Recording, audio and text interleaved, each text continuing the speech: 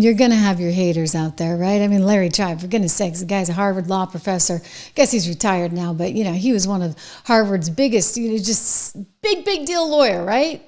You're not going to get bigger than Larry Tribe. I mean, Dershowitz is the other example of this, but Larry's a big time Dem. And I'll tell you, it bothered me because right after this happened, what was he doing the other night? He was trying to blame MAGA. And I'm like, okay, I'm sorry, but this is not the time for a blame game, okay? At all. We're going to get all the information in from the FBI, but why are you blaming MAGA?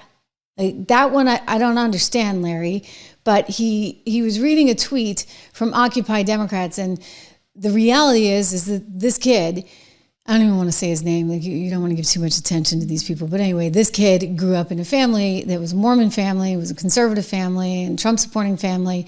And so automatically, those on the left, they just assume, okay, so he was taken out by one of his own. That actually is not believed to be the case. The FBI is investigating a motive here in which they believe because of the person he was alleged to be romantically involved with, who was a transgender, it is believed that somehow that had a motivation, and I don't want to go too far down that until we get more information. But you've seen the reports, you've read the reports. It had nothing to do. He had been radicalized at some point along the way, and yet Larry Tribe is trying to blame it on the GOP and MAGA. I mean, look, he quickly retracted it, but I think it tells you something, right? It just tells you something about where people's heads immediately go. Just boom, they don't have any doubt. And for him to tweet that out was a pretty aggressive thing to tweet. And then he's calling it back now, trying to say his reaction was premature. And I'm sorry, I reposted a tweet to that effect before deleting my repost. So he's apologizing. MSNBC is apologizing. But I think as Jonathan Turley points out, look, you know what?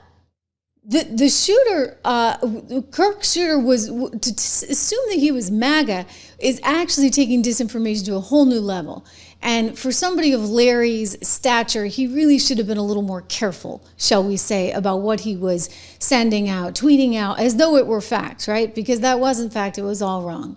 So I think that it proves the point that we still have a group of people out there who have been indoctrinated in one side and one side only. They immediately hate the other side. They reduce everything to me versus you, us versus them. And I'm just saying, this is not the time and place, okay? And I'm glad that some people, including even Whoopi Goldberg, imagine that, are realizing that at this point in time, along with Comcast, because if nothing else, Charlie deserves that. J.D. Vance filling in for my friend Charlie today on his program. And, he said Charlie was just gifted at everything he was doing, including his political operation, which became quite massive. Listen. I don't think that I'm alone in saying that Charlie was the smartest political operative I ever met. Everyone knew him as this fearless debater, this guy who would take the conservative message into hostile places and inspire younger generations to have courage. One thing that's hit a lot of those young Americans over the last week was how Charlie was there for them when others were not. When they were afraid to speak their minds, when they were afraid of what a professor would say, when they were afraid that they would be shouted down by their peers, Charlie was there, showing them that they could be courageous and that they could be bold. Yeah, you better believe he was. He really was. He was out there showing young people the way. And it was such an admirable thing, but he also had a business plan to it. And so when he says, this guy was a political op, you better believe he was. What he was able to create in terms of a grassroots organization was phenomenal. Eric Trump was on with his wife, Lara, the other night on her show on Fox. And one of the things he said to Lara was, you know what, when Charlie first came to us years ago and said, hey, this is my business plan. This is what I'm trying to do with Turning Point. I really want to get the word out to this younger generation. Look, he delivered on all of it. He really did. So he was a great debater. He was great on television. He was great on his podcast. He was great in front of a crowd. And he was a great entrepreneur business person. I mean, this was a nonprofit, so I don't really want to say entrepreneur, but wow, I mean, think about the skills you have to be able to pull all that off. So JD's right. You know, he gave kids a reason to push back. And so you could push back maybe against the Larry tribe at Harvard. Or what about Karen Bass, the mayor of LA? I'll tell you, not everybody's with the program here, not everybody. Karen Bass refusing, this is disgusting, to lower the flags. Refusing to lower the flags in LA. This is the mayor of Los Angeles. And so she put out a notice saying, no, we're not going to do this. And I'm just saying, like, what is wrong? What is wrong with people? Come on, Karen, does it cost you that much? I mean, you didn't agree with him. But do you think he deserved that? No. Okay?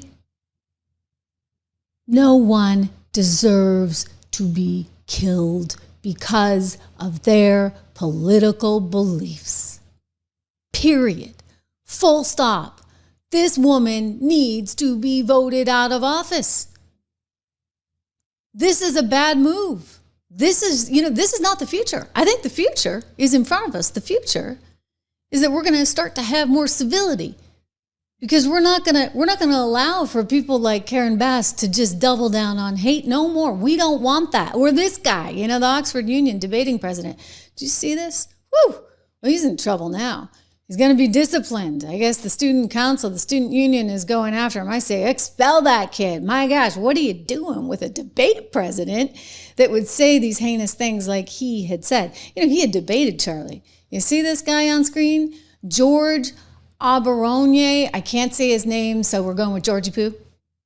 Not the Georgie Poo that I normally talk about, which would be the Georgie Poo on Sundays on ABC's this week. This is the new Georgie Poo in the UK. So Georgie Poo in the UK is the guy who, I guess after running the DEI chapter, then became head of the entire debate group there at Oxford. But, wow. He celebrated Charlie's death. He actually put it out on Instagram, LOLL, and then was putting it out on WhatsApp. And there were obscenities involved and saying, let's go. I mean, this is despicable behavior. And I don't even want to read this stuff to you because I just think it's wrong. But I'm going to give you a little insight into Georgie Poo's character, because Georgie thinks that violence is okay and should be allowed when these institutions are not servicing everyone.